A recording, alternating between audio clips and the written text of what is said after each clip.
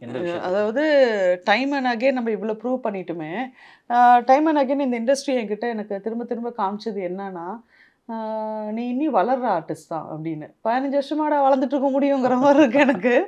A "you are still the upcoming." அது அந்த upcoming வார்த்தை கேட்டாலே எனக்கு ரொம்ப கடுப்பா இருக்கு. ஏன்னா இப்பவும் சொல்றாங்க அப்கமிங்ன்னு. ஆமா. ஓ! இப்பயும் சொல்றாங்க. "You are on the threshold. You are on the threshold of breakthrough." கடந்த ஒரு 10 வருஷமாவே நான் அந்த த்ரெஷோல்ட்ல தான் நிக்கிறேங்கிற மாரி இருக்கு எனக்கு.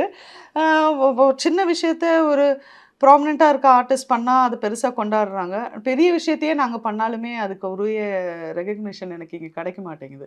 வெளியிலேருந்து கிடைக்கலன்னா, அது இன்னொரு பக்கம் இருக்கலாம். இண்டஸ்ட்ரிக்குள்ளேயே வந்து நம்ம போராடணுங்கும்போது, அது எனக்கு பெரிய கோபத்த தருது எனக்கு. ம், ம்.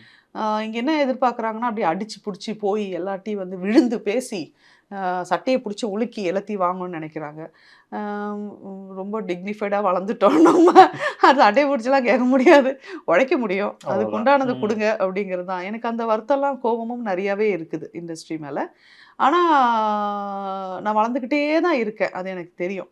சிலவங்கலாம் படபடான்னு வந்துட்டு போம்போது, நான் ரொம்ப நிறுத்தி நிதானமா இங்க ரொம்ப காலத்துக்கு இங்க இருக்க போறேங்கிறது எனக்கு தெரியும்.